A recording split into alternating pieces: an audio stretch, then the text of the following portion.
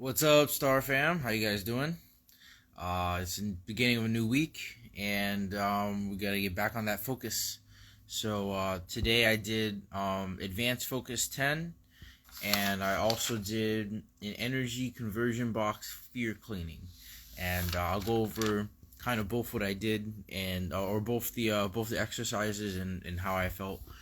Um, so today, like the start of the exercise, we did, we went into our toning. We did the energy conversion box.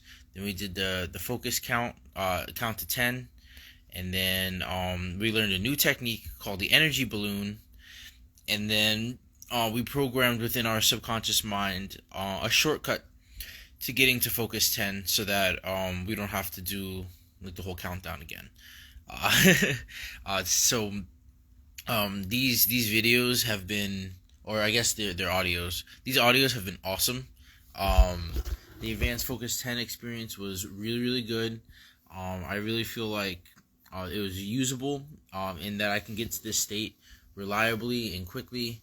And I feel like the way that like the program is structured, it makes it very easy for me to just get there. You know what I mean? Like with the sounds and like the guidance and like all of that. I just find it very easy for me to just like settle down, especially if I do it in the morning. I find it very easy for me to just like settle down, let everything just go for a minute, and get there. But today, during the beginning, before I did like the energy conversion box and the toning, I was feeling really drifty. Like I was still I have a lot of things I want to do today, so like I was naturally just kind of like my brain was already there, even though it had no reason to be.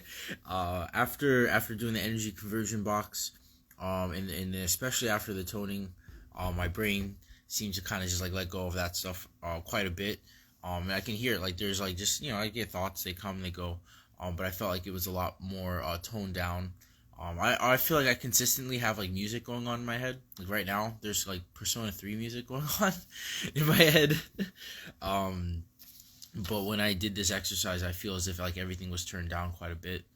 But yeah, like it. I mean, it never truly goes away. It's just less. I'm paying less attention to it. But yeah, I felt like it really got turned down to near silence. Um, then when they started doing the Focus 10 countdown, he's going down to get you into that state. Like I felt like my body was definitely ready. Like it was excited. It felt like we were like a track star. Like as soon as he hit 10, we were like, pew, you know what I mean? We were gonna go hard, with the focus and the relaxing, and like just the letting go. And I feel like today, like when I finally relaxed and I got to focus 10, my whole body just felt very still, very calm, and my heartbeat was very calm. And yeah, I felt as if like I wasn't struggling to hold on to my attention. It was just there. And that was that's very relaxing, and grounding, and it's something that I feel like a lot of us are missing in our day-to-day life. I know I do. When I'm constantly on my phone or doing a bunch of other stuff, I feel like it's kind of hard to get a center on your attention and your focus.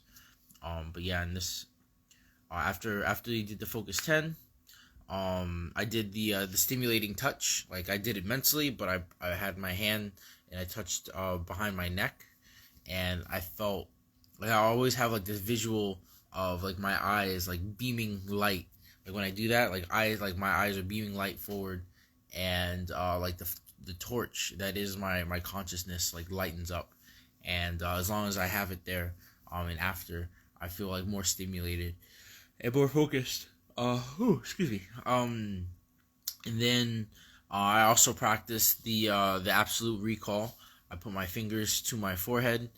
This is all in the mental space, and I remember seeing like a lot of like old memories of I remember seeing like the beach of Florida.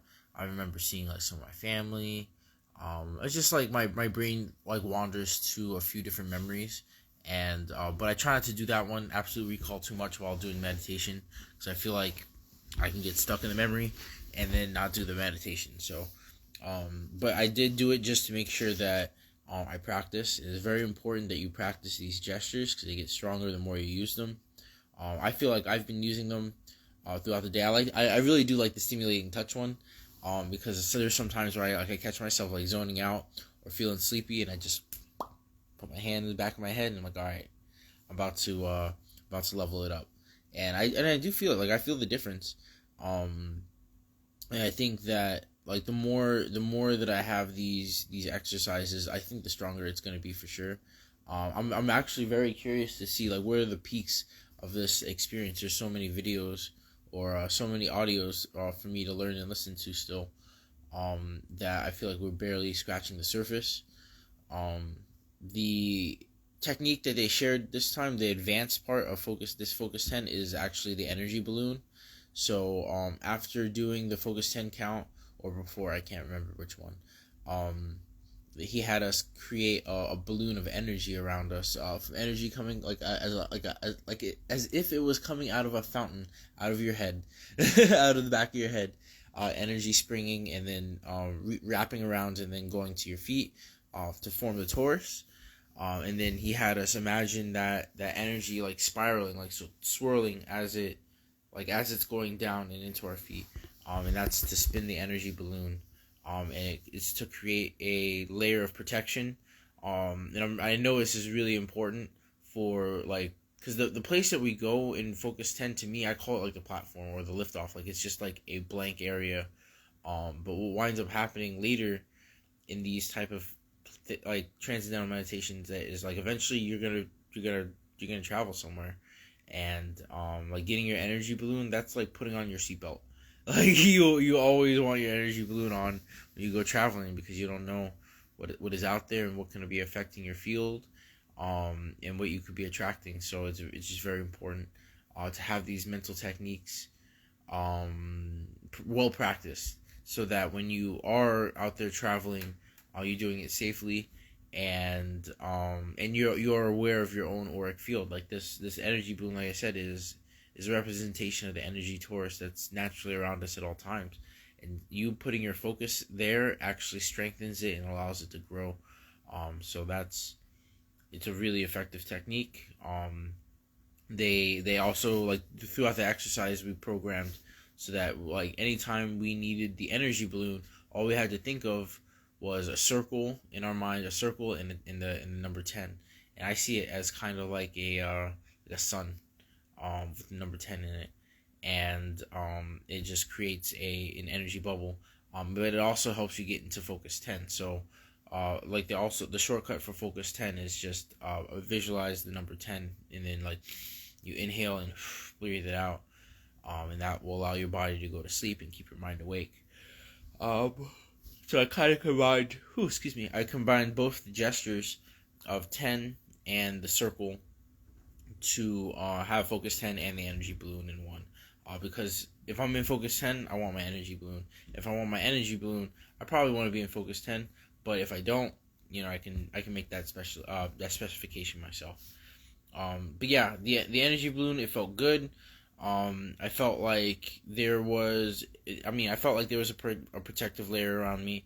I felt like it was relatively effective, and then he counted us down from the focus, so we were back to consciousness, and then we went back to Focus 10. So it was just like, come back to consciousness, now go back there, and it was just this exercise of like becoming conscious and then going back to this like relaxed state, and then coming conscious and then going back. So it's like doing push-ups. These are exercises on a mental spectrum to get your brain used to what it feels like to shift your consciousness to other perceptions or other perspectives. If you don't do this type of work, then it probably feels I bet it could feel pretty unnatural, or at least like you wouldn't really notice, like, because everything is very subtle. You know what I mean? Like that whole realm, this whole mental space is all subtle. So like sometimes it can kind of feel like is it happening? But like it is happening. And when you do these exercises, you become more attuned to those more subtle energies, so that when you go into these states, or when you're sensing something, or when your intuition is going off, you'll have a better sense of like what's happening or what you're actually experiencing, because you've sat down, you've experienced yourself, you've added labels to certain things that you feel, and you're just more familiar with yourself and your feelings. And that's something that I feel like feel like a lot of people miss out on. So the next exercise was the energy conversion box fear clearing, and this one was pretty cool. So we did the toning, we did the energy conversion box, the focus 10, and then after we got to focus 10, he had us open back up the energy conversion box, and he was saying for us to look inside there, like peer into this dark box and find fears. And I was like, all right, what are we gonna pull up here? Like, what's coming out of the box? He had us do this exercise 3 times, where you first you locate the fear, and then you release it in a bubble, and then you find the emotions attached to that fear, and then you let it play out. Put it into you put it into a bubble, and you release it, and then you locate the memory. So the memory that all that stuff was attached to, like the event or whatever happened that started that, I guess, that fear. You go ahead and observe it now without the fear and without the emotion. You can kind of look at it rationally and like let it go. And I did this exercise 3 times. For one, it was awesome. Highly recommend you do this. It's a daily exercise, so you can do it. You can do it more than once. It was pretty quick, with the shortcut to getting to focus 10 after doing the toning, and the energy conversion box. It was super quick to get there. Some of the fears that I pulled out, the first one that I pulled out was actually the fear of like unconscious swarms of things.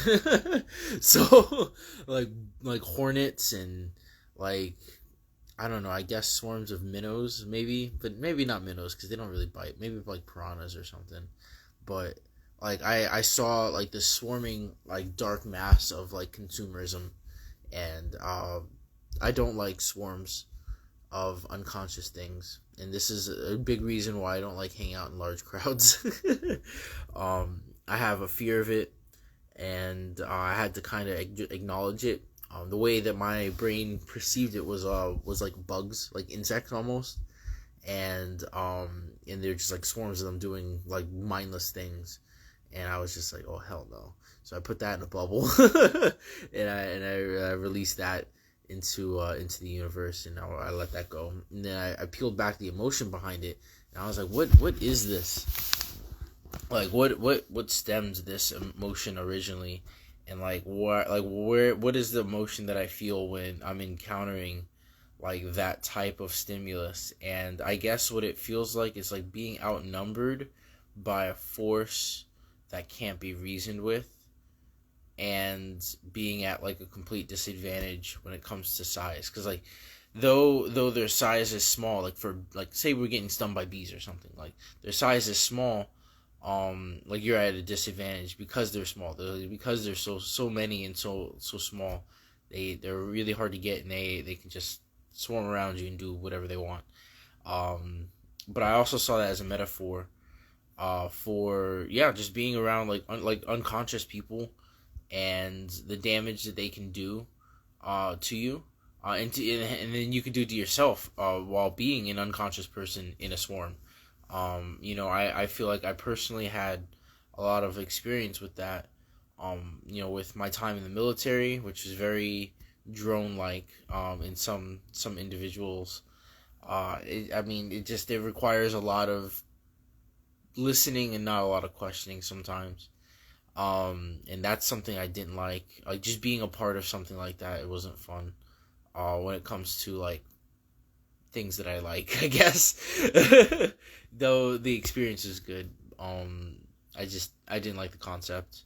But yeah, so that was the big one. And then like after releasing that, I was able to kind of look at it like what was the thing that kind of really started me like down that like fear. And I think that there was this time where I went on a camping trip with some classmates, and we were going through the forest, and we like stepped on some bees, and like the bees went and attacked our whole class, and it was terrible. And that's kind of like started off like my fear of like hornets and like stinging flying insects. But on a deeper level, I knew that like the beginning of my the deep fear of like unconscious people was actually once I was a little older, and I started to like look back on stuff, and I realized like how unconscious like, I guess people really were in my life. So like looking back on like things in high school, how my family was, the Catholic Church, the church in general, like how many like swarms of people believing in certain ideations, whether they knew it to be correct or not, and like how that affected my life. I realized that, I mean, it's very important to be conscious of the fact that like you could be in a groupthink situation, and that group may not have your 100% interest in mind. They may just want you and your attention, and what your body can provide. So yeah, unconscious swarms, not my favorite thing. My next fear was actually the fear of thieves. So like I used to have this fear where like I'd get attacked in my dreams, like or in my sleep, like not like attacked while sleeping. And when I looked at this fear, I've had this fear for a long time, and that's because my dad used to like fight my mom a lot when I was sleeping as a kid, and so like I would wake up and my mom would be getting attacked, and I would have to do something, and that instilled like a deep insecurity in me, feeling as if like anything could happen as soon as I closed my eyes, and that fear, I mean, to this day sticks with me to a degree. It's way more manageable than it used to be, but like it did really ingrain a deep sense of insecurity within myself, and I think doing this exercise really helped it like kind of dissolve that fear, because like I know that like the reason why I fear that is because I feel vulnerable when I'm sleeping, and I don't want to be vulnerable. Like I don't want anyone to attack me while I'm sleeping. I don't want anything bad to happen, but I have to trust that like nothing will happen, or at least that like if something does happen, I am the most prepared that I can be. And the only way to kind of alleviate that fear is by, I run through scenarios in my head. I have, I have my protection next to me at night, and I lock my doors. And so that makes me feel like, okay, I've taken enough steps to stack the deck in my advantage so that if anything were to happen to me in my sleep or in my dreams, like I could at least survive. And if not survive, put up a fight. And I'm not going to be completely caught off guard like I was when I was a child. And so, but releasing that fear, I feel like is really important, because I feel like it holds me back from having like a deep, restful sleep. Those fears always encroach into my dreams. If I hear like noises and stuff like that, I can get like micro dreams where there's people coming to my house and I have to fuck them up. It's just, yeah, it's a fear that I really would like to let dissolve. Now I know that it's a completely realistic fear, and with that comes like certain responsibilities that I know I must take. But I think the biggest thing is just that I need to let go of that fear. It's been a long time since I've had anything happen to me in my sleep, and I want to consciously let that go. And if something does happen in the future, then by all means, I'll figure something else out. But I don't want to cling on to something that's in the past. Especially when I've learned the lessons of like keeping my stuff locked, having protection, like having a plan. Like I'm more prepared than I've ever been in my whole life for anything to happen to me in a time of unconsciousness. In my last one, believe it or not, like this is actually like pretty personal. But the last fear that I pulled out was actually like the fear. I saw like a version of me that was like completely, like I feel like he was completely not himself. A good way to put it was that like, it had feelings, or I guess like, how to best put this. It was the fear of being manipulated so far as to to the point of like rejecting oneself, and that scares me. Because that's something that I'm seeing currently. Like I guess that's kind of a newer fear, but it's also something that I've always feared, because I've always been very resistant to authority, and very resistant to people telling me what to do and how to live my life and how to be, and like what's morally right and what's morally wrong, and like all this extra black white bullshit. I feel like I've had a fear that was ingrained in me of like not being correct, or I guess like not even that, like just being outside of myself, a fear of losing control. I mean, it can really even boil down to like a fear of like to a degree of homosexuality. Not for the fact that like I feel that way in any means, but like just the mindset of like being so confused within myself to like not know what I like. I guess like that's scary. Like I can only imagine like people that actually have to go through that, like how hard that is to reconcile within yourself. It's like, yo, like what am I attracted to? What is going on? And like and I actually admire some people that go through that journey, because I mean, like it's scary. Like you're going against literally, your biology sometimes, and you're pursuing, what you think is what you think is best for you. And I think that, that's the I guess like my fear, where it stems from, is that like sometimes like I fear that like there's an underlying like propaganda within our society trying to lead people to think a certain way, and to, I guess, like forsake their nature and platitudes and likes, and subvert those things with messages of, whether it be like homosexuality or like just sexual extremes in general. I think that there's a lot of that in our society, and I'm very wary of it. Though, like, I guess if you were to look at me on like the scale of whether I was like a proper like Christian or like a heathen, like I'd be closer to the heathenistic style of living. But also I'm a very formal, traditional like husband, and I don't do anything crazy. Um, but it's just like my ideals line up better with freedom than it does with restriction. But along with that freedom, I also fear the losing of self, like to more carnal desires or to heathenism in general. There's nothing wrong with following pleasure, um, to as long as it doesn't hurt yourself or others. But I feel like that's something that is really scary for me, because I know that it could be a slippery slope. And that's because I know that in the past, like I've performed things for escapism purposes, and that's something that really scares me. So when I was bubbling this fear, like I saw a version of myself that was me, that was completely not me. So he was like, he had his hair different, he was like, had a different demeanor, like all of it. He was just like a different version of me, but everything that I'm not. And also the thing is that like it's not that he chose to be that way, is that something was choosing it for him, like to be a complete puppet. And that scares me, because there's a lot of people out there that have adopted a lot of ideations, political views, personal views, and stuff like that, that make up who they believe is themselves.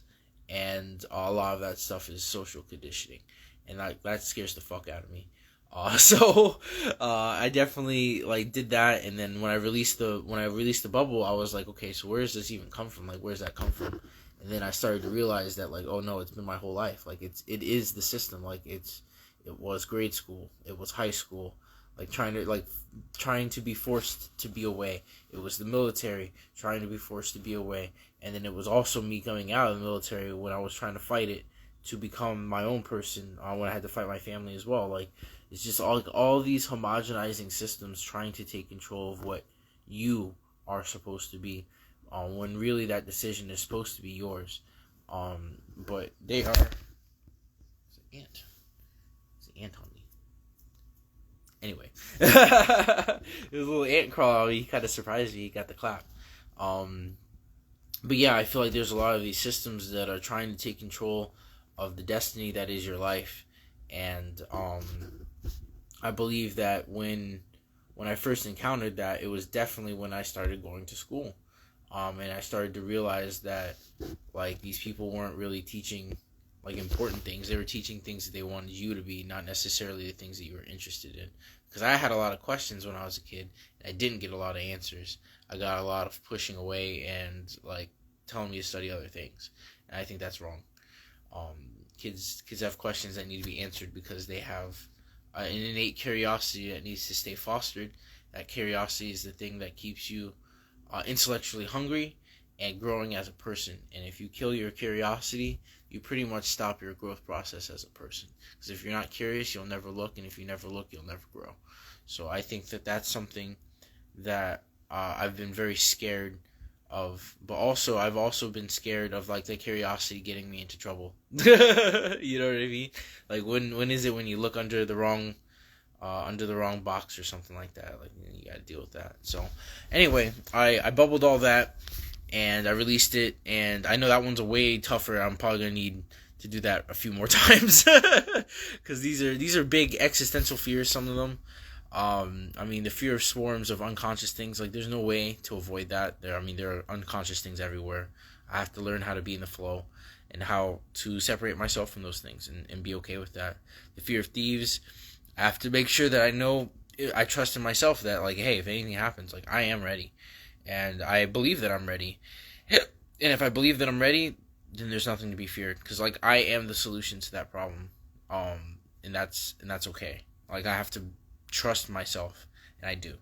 And then when it comes to the last one of manipulation beyond belief, I guess the best way to do that is to always question myself, to do exercises like that, to commit to being myself, my most authentic self, whatever that may be, and to take a hard look at myself, the medias and things that I ingest, whether that be through reading, through audio, in just my everyday life. I need to take a look at those things and then look at how I use those things to shape my world, whether that's consciously or unconsciously, and then choose whether I like that thing that I'm building. So being mindful about the media that you consume, because those things do make up your personality. So just be careful. And I will. I will be careful. Also, this has been a really good exercise. Thanks for listening, guys. I know today was a little bit longer, but I really wanted to talk about those fears. I think that's important to share on this process. Remember, if you guys are interested in doing this exercise with me, you want these audios, I'll go ahead and DM me, and I'll put you on the email list, and I will send you the audios, and you can join me if you'd like. For those who's already doing it, I will send off Focus 10 and the energy conversion box technique and fear cleaning. I'm gonna send that off like right now, and it's been real. I really appreciate you guys. I love you much, and enjoy as we unlock our minds. Woo.